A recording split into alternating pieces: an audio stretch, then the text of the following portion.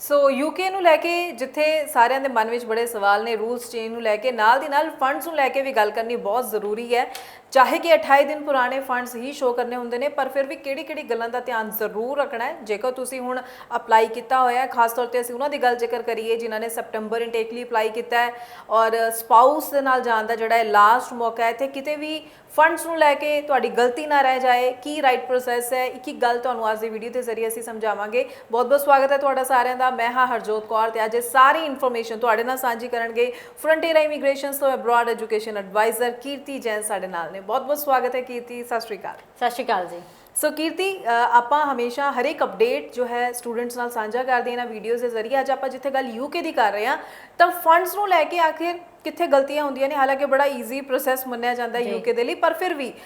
ਚਾਹੇ ਈਜ਼ੀ ਹੈ ਫਿਰ ਵੀ ਗੱਲਾਂ ਕੁਝ ਪੁਆਇੰਟਸ ਹੁੰਦੇ ਨੇ ਜਿਸ ਦਾ ਧਿਆਨ ਜ਼ਰੂਰ ਰੱਖਣਾ ਚਾਹੀਦਾ ਇੱਥੇ ਤੁਸੀਂ ਕੀ ਗਾਈਡ ਕਰਨਾ ਚਾਹੋਗੇ ਸਟੂਡੈਂਟਸ ਨੂੰ ਬਿਲਕੁਲ ਨੋ ਡਾਊਟ ਯੂਕੇ ਦੀ ਜੇ ਆਪਾਂ ਗੱਲ ਕਰਦੇ ਵੀਜ਼ਾ ਲਈ ਡਾਕੂਮੈਂਟੇਸ਼ਨ ਲਈ ਤੇ ਸਭ ਤੋਂ ਸੌਖਾ ਪ੍ਰੋਸੈਸ ਮੈਂ ਕਹਾਂਗੀ ਯੂਕੇ ਦਾ ਹੈ ਬਟ ਜਿਹਦੇ ਵਿੱਚ ਫੰਡਸ ਬਹੁਤ ਜ਼ਿਆਦਾ ਮੈਟਰ ਕਰਦੇ ਨੇ ਪਹਿਲੀ ਗੱਲ ਤਾਂ ਜੇ ਆਪਾਂ ਯੂਕੇ ਲਈ ਅਪਲਾਈ ਕਰ ਰਹੇ ਹਾਂ ਤੇ ਉਹਦੇ ਵਿੱਚ ਸਾਡਾ ਮੇਜਰ ਡਾਕੂਮੈਂਟ ਸਾਡੇ ਕੋਲ ਹੋਣਾ ਚਾਹੀਦਾ ਦੈਟ ਇਜ਼ ਕੈਸ਼ ਤੇ ਕੈਸ਼ ਲਈ ਸਾਨੂੰ ਫੰਡਸ ਦੀ ਰਿਕੁਆਇਰਮੈਂਟ ਹੁੰਦੀ ਹੈ ਤੇ ਯੂਕੇ ਦਾ ਇੱਕ ਰੂਲ ਹੈ ਕਿ ਜਿਹੜੀ ਵੀ ਫੰਡਿੰਗ ਤੁਸੀਂ ਪ੍ਰੋਵਾਈਡ ਕਰ ਰਹੇ ਹੋ 28 ਡੇਜ਼ 올ਡ ਹੋਣੀ ਚਾਹੀਦੀ ਹੈ ਤਾਂ ਹੀ ਤੁਸੀਂ ਐਪਲੀਕੇਬਲ ਹੋ ਕੈਸ਼ ਲਈ ਜਾਂ ਵੀਜ਼ਾ ਲਈ ਅਪਲਾਈ ਕਰਨ ਲਈ ਬਟ ਇਸ ਟਾਈਮ ਮੈਂ ਵੇਖਿਆ ਕਿ ਬਹੁਤ ਬੱਚੇ ਇਸ ਫੰਡਸ ਨੂੰ ਲੈ ਕੇ ਜੋ ਕਿ ਬਹੁਤ ਸਿੰਪਲ ਜੀ ਟਰਮ ਹੈ ਬਹੁਤ ਗਲਤੀਆਂ ਕਰਦੇ ਨੇ ਤੇ ਮੈਂ ਇੱਥੇ ਸ਼ੁਰੂਆਤ ਇੱਕ ਮੈਰਿਡ ਪਰਸਨ ਨਾਲ ਕਰਾਂਗੀ ਕਿ ਕਿਉਂਕਿ ਇਸ ਟਾਈਮ ਬੱਚੇ ਦਾ ਵੈਸੇ ਵੀ ਰਸ਼ ਪਿਆ ਹੋਇਆ ਸਪਾਊਸ ਕੇਸ ਨੂੰ ਲੈ ਕੇ ਸੋ ਜਿਹੜੇ ਮੈਰਿਡ ਲੋਕੀ ਨੇ ਉਹ ਕੀ ਕਰਦੇ ਆ ਜਿਹੜੇ ਫੰਡਿੰਗ ਸ਼ੋ ਕਰਦੇ ਆ ਯੂਕੇ ਲਈ ਉਹ ਆਪਣੇ ਇਨ-ਲॉज ਦੇ ਨਾਮ ਕਰ ਲੈਂਦੇ ਭਾਵੇਂ ਉਹ ਗਰਲ ਵੱਲੋਂ ਹੋਣ ਜਾਂ ਬॉय ਵੱਲੋਂ ਹੋਣ ਤੇ ਉਹ ਬਟ ਇਹ ਚੀਜ਼ ਤੁਹਾਨੂੰ ਕਲੀਅਰ ਹੋਣੀ ਚਾਹੀਦੀ ਕਿ ਇਨ-ਲॉज ਦੀ ਫੰਡਿੰਗ ਯੂਕੇ ਵਿੱਚ ਬਿਲਕੁਲ ਵੀ ਕਾਊਂਟ ਨਹੀਂ ਹੁੰਦੀ ਭਾਵੇਂ ਤੁਸੀਂ ਉਹਦੇ ਵਿੱਚ 50 ਲੱਖ ਫੰਡ ਕਿਉਂ ਨਹੀਂ ਸ਼ੋ ਕਰ ਲਿੱਤੇ ਸੋ ਮੇਕ ਸ਼ੋਰ ਤੁਹਾਨੂੰ ਪਹਿਲੀ ਗੱਲ ਤਾਂ ਇਹ ਪਤਾ ਹੋਣਾ ਚਾਹੀਦਾ ਹੈ ਕਿ ਅਸੀਂ ਕਿਸ ਰਿਲੇਸ਼ਨ ਦੇ ਫੰਡ ਜਿਹੜੇ ਯੂਕੇ ਵਿੱਚ ਸ਼ੋ ਕਰ ਸਕਦੇ ਹਾਂ ਸੋ ਮੈਂ ਇੱਥੇ ਤੁਹਾਨੂੰ ਇੱਕ ਬਰੀਫ ਕਲੈਰੀਫਿਕੇਸ਼ਨ ਦੇਣਾ ਚਾਹਾਂਗੀ ਕਿ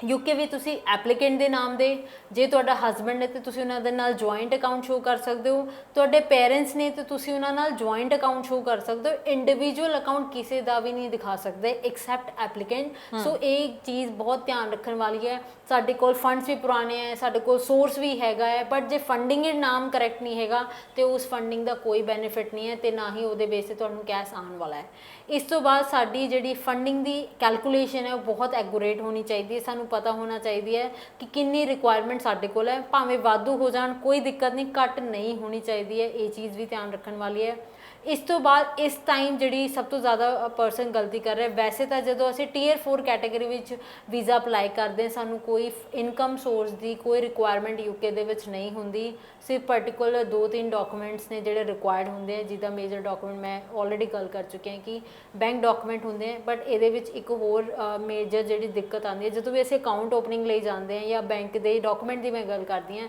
ਸੋ ਹਮੇਸ਼ਾ ਹੀ ਸਾਡਾ ਜਿਹੜਾ ਅਕਾਊਂਟ ਓਪਨ ਹੁੰਦਾ ਉਹ ਆਧਾਰ ਤੇ ਪੈਨ ਕਾਰਡ ਦੇ ਬੇਸਿਸ ਤੇ ਹੁੰਦਾ ਹੈ ਕਈ ਵਾਰੀ ਐਪਲੀਕੈਂਟ ਇਸ ਚੀਜ਼ ਨੂੰ ਧਿਆਨ ਨਹੀਂ ਦਿੰਦਾ ਬਟ ਸਾਡੀ ਕਲੈਰੀਕਲ ਇਸ਼ੂਜ਼ ਹੁੰਦੇ ਆ ਕਿ ਸਾਡਾ ਆਧਾਰ ਤੇ ਨਾਮ ਸਰਨੇਮ ਹੈਗਾ ਹੈ ਪੈਨ ਕਾਰਡ ਤੇ ਨਹੀਂ ਹੈਗਾ ਕਈ ਵਾਰੀ ਸਾਡੀ ਡੇਟ ਆਫ ਬਰਥ ਵੀ ਚੇਂਜ ਹੁੰਦੀ ਹੈ ਬਟ ਜਦੋਂ ਸਾਡੇ ਕੋਲ ਉਹ ਬੈਂਕ ਦੀ ਸਟੇਟਮੈਂਟ ਸਾਡੇ ਕੋਲ ਆਉਂਦੀ ਹੈ ਜਾਂ ਜਿਹਦੇ ਵਿੱਚ ਅਸੀਂ ਫੰਡਿੰਗ ਸ਼ੋ ਕੀਤੀ ਤੇ ਅਸੀਂ ਇਹਨਾਂ ਗੱਲਾਂ ਤੇ ਧਿਆਨ ਨਹੀਂ ਦਿੰਦੇ ਕਿਉਂਕਿ ਸਾਨੂੰ ਹੁੰਦਾ ਹੈ ਕਿ ਅਸੀਂ ਆਪਣੇ ਡਾਕੂਮੈਂਟ ਹੀ ਦਿੰਦੇ so of course everything will be correct ਤੇ ਕਈ ਵਾਰੀ ਬੱਚੇ ਦਾ ਰਿਫਿਊਜ਼ਲ ਜਾਂ ਮੈਂ ਕਹਾਂ case rejection on particular details ਤੇ ਵੀ ਆ ਜਾਂਦਾ ਹੈ ਕਿਉਂਕਿ ਤੁਹਾਡਾ ਜਿਹੜਾ ਡੇਟ ਆਫ ਬਰਥ ਹੈ ਉਹ ਮੈਚ ਨਹੀਂ ਕਰਦਾ ਸੋ ਬਹੁਤ ਛੋਟੀਆਂ ਗੱਲਾਂ ਨੇ ਬਟ ਇਹ ਚੀਜ਼ ਹੀ ਤੁਹਾਨੂੰ ਵੀਜ਼ੇ ਦੀ ਤਰਫ ਲੈ ਕੇ ਜਾਂਦੀ ਹੈ ਸੋ ਮੇਕ ਸ਼ੋਰ ਜੇ ਯੂਕੇ 2-3 ਡਾਕੂਮੈਂਟ ਹੀ ਤੁਹਾਡਾ ਲੈ ਰਹੇ ਤੇ ਉਹ 2-3 ਡਾਕੂਮੈਂਟ ਇੰਨੇ ਕਰੈਕਟ ਤੇ ਇੰਨੇ ਪ੍ਰੀਸਾਈਜ਼ਡ ਹੋਣੇ ਚਾਹੀਦੇ ਕਿ ਉਹਦੇ ਵਿੱਚ ਕੋਈ ਵੀ ਗਲਤੀ ਨਾ ਹੋ ਜੀ ਸੋ ਬਹੁਤ ਵਧੀਆ ਢੰਗ ਨਾਲ ਇੱਕ ਪੁਆਇੰਟ ਕੀਰਤੀ ਨੇ ਕਲੀਅਰ ਕਰ ਦਿੱਤਾ ਪਰ ਨਾਲ ਦੇ ਨਾਲ ਕੀਰਤੀ ਅੱਗੋਂ ਗੱਲ ਕਰੀਏ ਤਾਂ ਜਿਵੇਂ ਅਸੀਂ ਸਾਰੇ ਜਾਣਦੇ ਹਾਂ ਸੈਪਟੰਬਰ ਇਨਟੇਕ ਸਪਾਊਸ ਵੀਜ਼ਾ ਲਗਾਉਣ ਦੇ ਲਈ ਲਾਸਟ ਚਾਂਸ ਹੈ 2024 ਜਨਵਰੀ ਤੋਂ ਰੂਲ ਚੇਂਜ ਹੋ ਰਹੇ ਨੇ ਤੇ ਇੱਥੇ ਇੱਕ ਹੋਰ ਟੈਨਸ਼ਨ ਪਰੇਸ਼ਾਨੀ ਉਹਨਾਂ ਸਭ ਦੇ ਲਈ ਬਣੀ ਹੋਈ ਹੈ ਜਿਨ੍ਹਾਂ ਨੇ ਸਪਾਊਸ ਵੀਜ਼ਾ ਲਈ ਅਪਲਾਈ ਕਰਨਾ ਹੈ ਕਿ ਹਾਲੇ ਤੱਕ ਕੈਸ਼ ਡਿਲੇ ਜਿਵੇਂ ਜਿਸ ਤਰ੍ਹਾਂ ਨਾਲ ਚੱਲ ਰਹੇ ਨੇ ਅਸੀਂ ਸੈਪਟੰਬਰ ਲਈ ਅਪਲਾਈ ਕਰ ਰਹੇ ਹਾਂ ਕੀ ਸਾਨੂੰ ਇੱਥੇ ਸੀਟ ਮਿਲ ਜਾਏਗੀ ਕਿਤੇ ਇਹ ਤਾਂ ਨਹੀਂ ਅਸੀਂ ਪ੍ਰੋਸੈਸ ਵੀ ਸ਼ੁਰੂ ਕਰ ਰਹੇ ਹਾਂ ਤੇ ਸਾਨੂੰ ਸੈਪਟੰਬਰ ਲਈ ਸੀਟ ਵੀ ਨਾ ਮਿਲੇ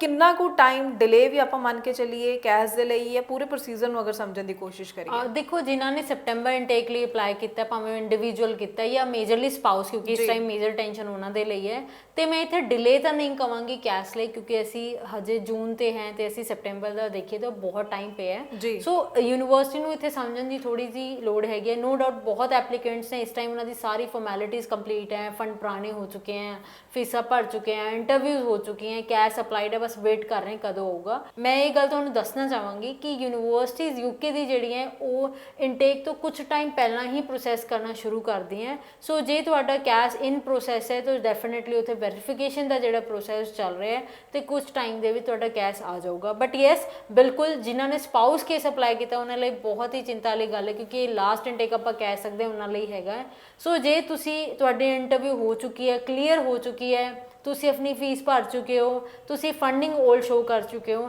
ਤੇ ਇਸ ਟਾਈਮ ਤੁਹਾਡਾ ਇਹ ਜਾਣਨਾ ਬਹੁਤ ਜ਼ਰੂਰੀ ਹੈ ਕਿ ਜਿਹੜਾ ਕੈਸ਼ ਸ਼ੀਲਡ ਹੈ ਉਹਦੇ ਤੇ ਤੁਹਾਡੀ ਪਰਸੈਂਟੇਜ ਕੀ ਚੱਲ ਰਹੀ ਹੈ। ਕਿਉਂਕਿ ਕੈਸ਼ ਸ਼ੀਲਡ ਇੱਕ ਪੋਰਟਲ ਹੈ ਜਿਹਦੇ ਤੇ ਸਾਨੂੰ ਕੈਸ਼ ਰਿਲੀਜ਼ ਹੁੰਦਾ ਤੇ ਉਹਦੇ ਹਰ ਟਾਈਮ ਜਦੋਂ ਵੀ ਅਸੀਂ ਕੋਈ ਵੀ ਚੇਂਜਸ ਆਪਣੀ ਫਾਈਲ ਦੇ ਵਿੱਚ ਕਰਦੇ ਹਾਂ ਜਾਂ ਕੋਈ ਡਾਕੂਮੈਂਟ ਕਰਦੇ ਤੇ ਆਪਣੀ ਪਰਸੈਂਟੇਜ ਸ਼ੋ ਹੁੰਦੀ ਹੈ। ਜੇ ਤੁਹਾਡੀ 20-30% ਚੱਲ ਰਹੀ ਹੈ ਸੋ ਮੀਨਸ ਇਹ ਬਹੁਤ ਘੱਟ ਪਰਸੈਂਟੇਜ ਹੈ। ਸੋ ਆਫ ਕੋਰਸ ਸਾਡਾ ਵੀਜ਼ਾ ਡਿਲੇ ਵੀ ਹੋ ਸਕਦਾ ਹੈ, ਇਨਟੇਕ ਵੀ ਡੈਫਰ ਹੋ ਸਕਦਾ ਹੈ, ਇਹ ਚੀਜ਼ਾਂ ਹੋ ਸਕਦੀਆਂ ਨੇ। ਬਟ ਜੇ ਇਸ ਟਾਈਮ ਤੁਹਾਡੀ ਸਾਰੀ ਫਾਰਮੈਲਿਟੀਜ਼ ਕੰਪਲੀਟ ਹੈ ਤੇ ਤੁਹਾਡੀ ਕੈਸ਼ ਸ਼ੀਲਡ ਦੀ ਪਰਸੈਂਟੇਜ 70 ਤੋਂ 80% ਦੇ ਵਿੱਚ ਚੱਲ ਰਹੀ ਹੈ, ਇਟ ਮੀਨਸ ਤੁਹਾਡੇ ਕੈਸ਼ ਦੀ ਉਮੀਦ ਹੈਗੀ ਹੈ। ਡੈਫੀਨਿਟਲੀ ਤੁਸੀਂ ਇਸ ਇਨਟੇਕ ਦੇ ਵਿੱਚ ਟਰੈਵਲ ਕਰ ਸਕਦੇ ਹੋ। ਸੋ ਇੱਕ ਮੈਂ ਛੋਟਾ ਜਿਹਾ ਤਰੀਕਾ ਤੁਹਾਨੂੰ ਦੱਸਿਆ ਜਿਹਦੇ ਅਕੋਰਡਿੰਗ ਤੁਸੀਂ ਜਜਮੈਂਟ ਕਰ ਸਕਦੇ ਹੋ। ਬਟ ਫਿਰ ਵੀ ਮੈਂ ਇੱਕ ਗੱਲ ਕਹਿਣਾ ਚਾਹਾਂਗੀ ਕਿ ਜੇ ਤੁਸੀਂ ਸੈਪਟੈਂਬਰ ਇਨਟੇਕ ਲਈ ਅਪਲਾਈ ਕਰ ਚੁੱਕੇ ਹੋ ਤੇ ਤੁਹਾਨੂੰ ਪਤਾ ਹੈ ਲਾਸਟ ਇਨਟੇਕ ਸੇ ਮੀਨਸ ਇਹਦੇ ਇਲਾਵਾ ਸਾਡੇ ਕੋਲ ਹੱਲ ਹੈ ਵੀ ਨਹੀਂ ਹੈ, ਅਸੀਂ ਵੇਟ ਕਰ ਸਕਦੇ ਹਾਂ। ਬਟ ਫਿਰ ਵੀ ਜੇ ਤੁਸੀਂ ਆਪਣੀ ਟਿਊਸ਼ਨ ਫੀਸ ਇੱਕ ਪਰਟੀਕੂਲਰ ਯੂਨੀਵਰਸਿਟੀ ਦੇ ਵਿੱਚ ਪੇ ਕਰ ਚੁੱਕੇ ਹੋ ਤਾਂ ਵੀ ਮੈਂ ਕਹਾਂਗੀ ਜੇ ਤੁਹਾਡੇ ਕੋਲ ਹੋਰ ਯੂਨੀਵਰਸਿਟੀ ਦੇ ਆਫਰ ਲੈਟਰ ਆਏ ਹੋਏ ਹੈ ਉਹਨਾਂ ਨੂੰ ਵੇਸਟ ਨਾ ਸਮਝੋ, ਉੱਥੇ ਵੀ ਆਪਣਾ ਪ੍ਰੋਸੈਸ ਜਿਹੜਾ ਉਹ ਕਰਦੇ ਰਹੋ, ਕਿਉਂਕਿ ਹਰ ਯੂਨੀਵਰਸਿਟੀ ਦੀ ਟਿਊਸ਼ਨ ਫੀਸ ਦੀ ਰਿਕੁਆਇਰਮੈਂਟ ਵੱਖਰੀ ਹੁੰਦੀ ਹੈ। ਕਈ ਬਹੁਤ ਹੀ ਮਿਨੀਮਮ ਡਿਪੋਜ਼ਿਟ ਲੈਂਦੀ ਹੈ ਤੇ ਜੇ ਅਸੀਂ ਪੇ ਕਰ ਵੀ ਦਿੰਦੇ ਹਾਂ ਆਪਣੀ ਸੀਟ ਸਿਕਿਉਰ ਕਰਨ ਲਈ, ਜਦੋਂ ਸਾਨੂੰ ਪਤਾ ਹੀ ਹੈ ਕਿ ਅਸੀਂ ਬਾਹਰ ਜਾਣਾ ਹੈ ਤੇ ਸਾਡੇ ਕੋਲ ਲਾਸਟ ਆਪਸ਼ਨ ਹੈ ਤਾਂ ਮੈਨੂੰ ਉਹਦੇ ਵਿੱਚ ਕੋਈ ਖਰਾਬੀ ਨਜ਼ਰ ਨਹੀਂ ਆਉਂਦੀ। ਇਹਦੇ ਤੋਂ ਤੁਸੀਂ ਕੀ ਕਰੋਗੇ, ਜਿਹੜੀ ਪਰਟੀਕੂਲਰ ਯੂਨੀਵਰਸਿਟੀ ਤਾਂ ਅਸੀਂ ਸੇਵ ਕਰ ਹੀ ਰੱਖੀ ਹੈ ਬਾਕੀ ਆਪਸ਼ਨ ਵੀ ਸਾਡੇ ਸਿਕਿਉਰ ਹੋ ਜਾਣਗੇ। ਤੇ ਨਾਲੇ ਜੇ ਫੰਡਿੰਗ ਦੀ ਗੱਲ ਕਰੀਏ ਜਿਹੜੀ ਇੱਕ ਯੂਨੀਵਰਸਿਟੀ ਵਿੱਚ ਯੂਜ਼ ਕੀਤੀ ਉਹ ਬਾਕੀ ਵਿੱਚ ਵੀ ਹੋ ਸਕਦੀ ਹੈ। ਆਫ ਕੋਰਸ ਅਮਾਊਂਟ ਆਪਾਂ ਨੂੰ ਚੈੱਕ ਕਰਨੀ ਪੈਣੀ। ਸੋ ਇਹ ਚੀਜ਼ਾਂ ਦਾ ਧਿਆਨ ਰੱਖ ਕੇ ਤੁਹਾਡਾ ਸੈਪਟੈਂਬਰ ਇਨਟੇਕ ਕਿਤੇ ਨਹੀਂ ਗਿਆ। ਕੈਸ਼ ਸ਼ੀਲਡ ਮੇਨ ਚੀਜ਼ ਹੈ, ਉਹ ਜ਼ਰੂਰ ਤੁਸੀਂ ਚੈੱਕ ਕਰੋ। ਬਾਕੀ ਜੇ ਆਪਾਂ ਗੱਲ ਕਰਦੇ ਹਾਂ ਕਿ ਹੋਰ ਕੀ ਆਪਸ਼ਨਸ ਹੈ ਇਸ ਤੋਂ ਬਾਅਦ, ਸੋ ਆਫਕੋਰਸ ਜੇ ਯੂਕੇ ਨੇ ਰੂਲ ਚੇਂਜ ਕੀਤਾ ਹੈ ਤੇ ਕਿਤੇ ਨਾ ਕਿਤੇ ਕੱਲ ਕੋਈ ਆਲਟਰਨੇਟ ਵੀ ਡੈਫੀਨਿਟਲੀ ਸਾਡੇ ਕੋਲ ਆਊਗਾ। ਬਟ ਹਰ ਚੀਜ਼ ਟਾਈਮ ਨਾਲ ਆਉਣੀ ਹੈ। ਸੋ ਮੇਕ ਸ਼ੋਰ ਫਿਲਹਾਲ ਜਿਹੜਾ ਅਪਡੇਟ ਹੈ ਉਹਦੇ ਅਕੋਰਡਿੰਗ ਤੁਸੀਂ ਜਿੰਨਾ ਵਾਈਸਲੀ ਪਲੇ ਕਰੋਗੇ ਉਨੇ ਚਾਂਸਿਸ ਤੁਹਾਡੇ ਇਨਟੇਕ ਵਿੱਚ ਜਾਣਦੇ ਹੈਗੇ। ਸੋ ਮੇਕ ਸ਼ੋਰ ਇਹ ਚੀਜ਼ਾਂ ਦਾ ਧਿਆਨ ਰੱਖੋ, ਤੁਹਾਡਾ ਇਨਟੇਕ ਬਿਲਕੁਲ ਸੇਫ ਹੈ ਤੁਹਾਡੇ ਲਈ। ਬਿਲਕੁਲ ਸਹੀ ਹੈ। ਸੋ ਬਹੁਤ ਬਹੁਤ ਥੈਂਕਸ ਕੀਰਤੀ, ਤੁਸੀਂ ਯੂਕੇ ਬਾਰੇ ਕਾਫੀ ਪੁਆਇੰਟਸ ਵਧੀਆ ਪੁਆਇੰਟ ਜੋ ਹੈ ਸਟੂਡੈਂਟਸ ਦੇ ਨਾਲ ਸਾਂਝੇ ਕੀਤੇ ਨੇ। ਸੋ ਸਟੂਡੈਂਟਸ ਨੂੰ ਫਿਰ ਤੋਂ ਕਹਿਣਾ ਚਾਹਾਂਗੇ ਕੋਈ ਡਾਊਟ ਹੈ, ਕੋਈ ਸਵਾਲ ਇਸ ਨੰਬਰ ਤੇ ਕਾਲ ਕਰ ਸਕਦੇ ਹੋ, ਕਮੈਂਟ ਸੈਕਸ਼ਨ ਵਿੱਚ ਵੀ ਆਪਣੇ ਸਵਾਲ ਤੁਸੀਂ ਜ਼ਰੂਰ ਡ੍ਰੌਪ ਕਰ ਸਕਦੇ ਹੋ ਤੇ ਅੱਗੋਂ ਵੀ ਅਸੀਂ ਤੁਹਾਡੇ ਲਈ ਹੋਰ ਇਨਫੋਰਮੇਟਿਵ ਵੀਡੀਓਜ਼ ਲੈ ਕੇ ਹਾਜ਼ਰ ਹੁੰਦੇ ਰਵਾਂਗੇ। ਫਿਲਹਾਲ ਹੀ ਸਾਨੂੰ ਦਿਓ ਜੀ ਇਜਾਜ਼ਤ। ਧੰਨਵਾਦ। Thank you.